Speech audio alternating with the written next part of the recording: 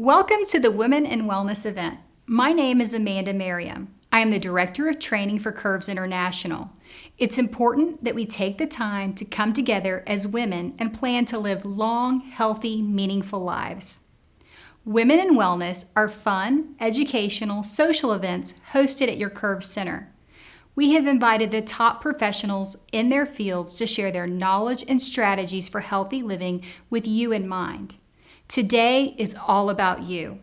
Today's guest speaker via video is Dr. Pamela Peeke.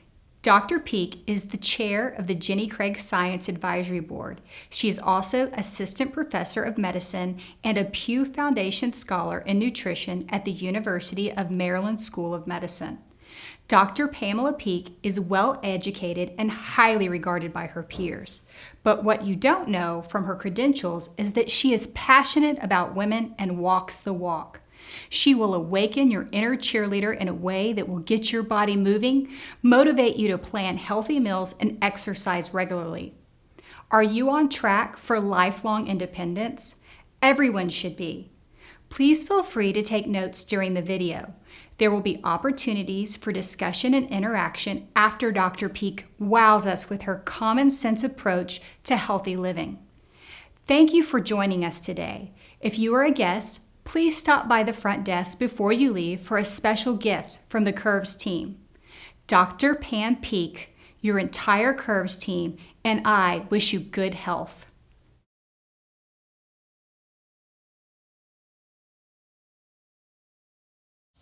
Hi, I'm Dr. Pam Peeke. In women's wellness, there are three main milestones to achieve. It's mental, nutritional, and physical fitness that are your goals. Let's start with the mind because after all, doesn't everything start with the mind? In order to be able to have that body and mind that you deserve, that you want, you have to stay mindful. What does that mean? That means that your mind is in the present. You're paying attention to the persons, places, and things in your life that could potentially trigger you to do self-destructive things like overeat or not exercise. You have to stay vigilant. That means tap that little smarty pants part of your head. That's right, that frontal cortex behind your forehead. That's the main part of the brain that's going to help you stay on track. You want to be able to pay attention, stay on track with all of your goals and objectives.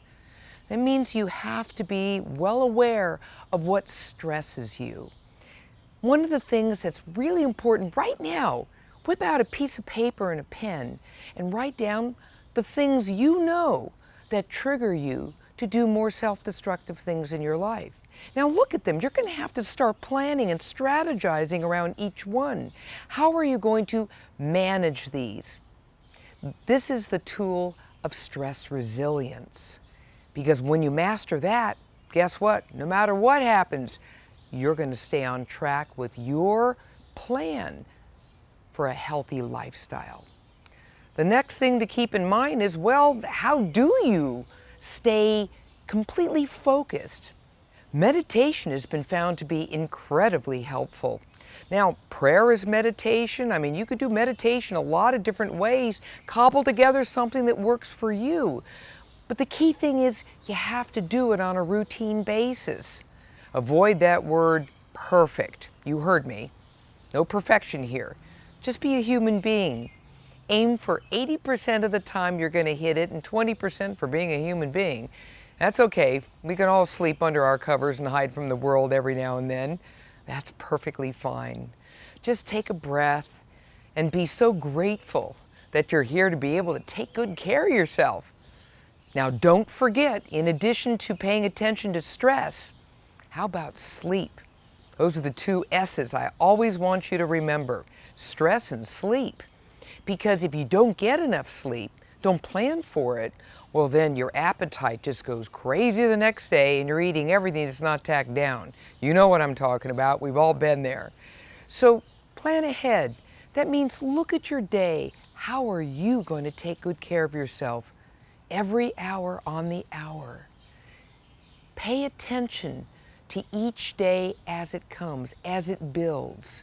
That means that don't be looking 5 years from now. Right now, for every day, for every hour that passes where you take great care of yourself, that's a triumph. Watch out for moods. Moods come and go, especially among us women. That means anxiety and depression and sometimes compulsiveness. You could rein this in more by simply being more mindful, taking deep breaths, checking in with yourself every day. That's code for meditation. Any way you want to do it. How about journaling? That helps too. And don't forget to put together a support system. That's family and friends and even your pets. Bring them all in there, because on this journey you need support all along the way. And of course you have your Curves family. We're here with countless resources to be able to educate you and also troubleshoot. When you begin your journey with Curves, sit down with the Curves coach and ask her about her story. There are so many Curves coaches who themselves have had quite a journey, and they'd love to be able to share this. Why? Because it's so inspirational, and they're also in a wonderful state of been there, done that. So please ask the Curves team to help you with their inspiring stories. And at the same time, you're going to be meeting all those wonderful clients who are going to become your new friends at the Curves Club. Talk amongst yourselves. Troubleshoot. What do you do when this happens and that happens? Because many of them are in a different part of the journey, and they've got some lessons to be able to teach you. Let's talk about nutritional fitness. Do you feel like you're hooked on certain foods? You know, sugary, fatty, salty food combinations, especially sugary. Well, you're not alone, number one. And number two, science now shows food addiction does exist. You can actually get addicted to this stuff. And it's funny how it's never apples. So, how do we start getting rid of these in our diet? Well, as I've written in my books about food addiction, there are a couple of little questions you can ask yourself to help guide you throughout the day. When you have food presented to you, whether it's a beverage or food, ask yourself this question: if I consume this, will I feel loss of control? The second question: if I consume this, will I feel shame, blame, and guilt? If the answer is yes to both questions, well, whatever's sitting in front of you is not working for you. Take it, put it up on a virtual shelf, and we'll sort of revisit that at some point if we don't just pitch it. Meanwhile, start substituting those false fixes for healthy fixes. And that's why it's really important to be able to spend the time to plan and organize what and how you eat. You came to a Curves Club because you want to be able to start a journey, to be able to improve yourself, transform yourself from someone who may be fairly sedentary to someone who's more active, and to someone who's been mindless to someone who's been mindful. It's so important to keep in mind quality, quantity, and frequency of the food that you eat. The quality is simple. Keep it as high quality as possible. No trans fats, refined, or processed foods. Please, whole foods are king. When it comes to quantity, we're just plain eating too much. You know I'm right, even if it's healthy food. You have to read the side labels, know what your servings are. It's important that you keep this in mind, especially if you're over the age of 40, 50, 60, and beyond. Why? Because our metabolism begins to slow down, and we can't eat like we once did when we were 20 or 30 years old. So please, whatever you do, pay attention to how much you're eating. And that means you're eating mindfully. You're paying attention to how much you're eating. You're actually looking, turn that television off. And also, when you're talking to other people, you're doing this, you keep forgetting. Take a breath. Put that fork and knife down. Relax. Enjoy your food. Allow your stomach to savor all of this and communicate to the brain that you're full. If you keep doing this, you know, that old rapid eating, especially when you're stressed out, well, gosh, you know, you're going to be piling in the calories, and there's no mystery as to where the extra weight came from. So please pay attention to how much you're eating, the quality of your eating. And now for all of you who are skipping meals and snacks, here's a news alert. Don't do that. It's really important to stay regular with a ritual all day long, starting with a healthy breakfast. Science shows that when you do that, you're able to stay on track so much better all day long. Your focus will be better. You'll feel better about yourself, and your appetite and hunger won't go rampant all over the place. So, start the day off with a healthy breakfast. And then you might want to do a mid-morning snack depending upon how early you ate. So you're looking at roughly every 3 hours or so. Lunch, never skip lunch. For that matter, a lot of people use lunch as their main meal. Now that doesn't mean that you have a license to eat everything that's not tacked down. It simply means that you're going to have a wholesome meal filled with an appropriate balance of carbohydrate, protein, and fat, all high quality. Then the next thing you're going to do is not forget your mid-afternoon snack. Oh, this is so important. That marvelous combination of protein and carbohydrate and fiber, oh boy, that'll make you feel full. It'll also decrease that incredible raging hunger you may have at dinner time. If you leave too many hours in between meals, you're going to overeat. That's a guarantee for overeating. So please, mid-afternoon, it could be everything from a smoothie to peanut butter on slices of apple. There are so many different combinations.